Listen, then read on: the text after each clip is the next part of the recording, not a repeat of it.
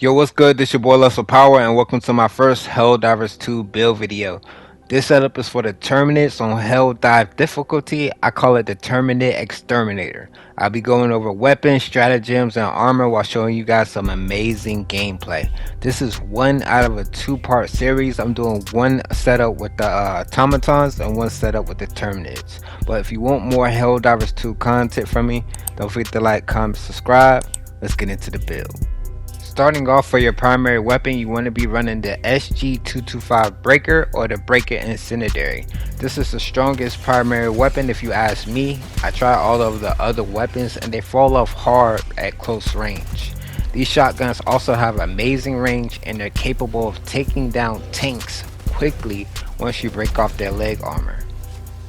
Next, for your secondary, you want the P19 Redeemer. This is really just a backup gun for me, but it does a good job at helping with the smaller mobs, especially when you run out of ammo and your team has already used up the supply ammo. So sometimes the P19 Redeemer will be all you got just to fend those little bit of mobs off you. Next, for our grenade, we're using the G16 Impact. I believe a lot of people are sleeping on this grenade. This thing has amazing crowd control. It can clear a path quickly in desperate situations. It can also one-shot those bugs that shoot out acid, which can be hard to deal with sometimes if you have a lot on your ass. And you can even use it to complete the Terminate illegal broadcast just by throwing a grenade at the satellite.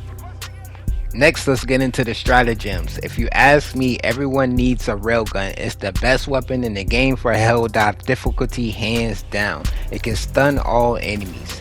It also allows you to take the armor off the armor bug quickly, and sometimes it can even two-shot the Bow Titan. When you're playing on Helldive difficulty and you have 3 Titan bugs up plus a couple of armored tanks around, your railgun is going to be your best friend. And I wish they had more guns that are just as strong as the railgun, but in their own way. Also, the railgun has a safe mode and an unsafe mode that allows you to charge up your railgun for more damage. But if you overcharge it, it'll blow up, and honestly I keep mine on safe mode. Sometimes I do hold the trigger a little longer than I'm supposed to, and I don't want to blow myself up. Already, for our next stratagem, we're using the Orbital Railcannon Strike, which has unlimited uses. The only bad thing is the long cooldown time, but this bad boy has a chance to instantly kill whatever it hits, even Titans, which can come in clutch. And if it doesn't finish it off with one hit, a couple of hits from your railgun will do the job. Another great thing is that it auto tracks the biggest target and it's almost instant, and you don't have to worry about getting your teammates killed from it. Also, just don't forget this stratagem has unlimited uses. Sometimes I find myself trying to hold mines and save it, but 3 minutes are already passed and I would have already had it back. So use it as soon as possible. Next stratagem is the Eagle Airstrike. This stratagem has 3 uses once fully upgraded with a cooldown of 2 minutes after all 3 uses, which is great. This allows you to continuously spam Eagle Airstrikes throughout, especially if you got like a 40-minute timer or 15-minute timer. You can spam those Eagle Airstrikes as much as possible. It's also great for clearing bug holes and mobs in general.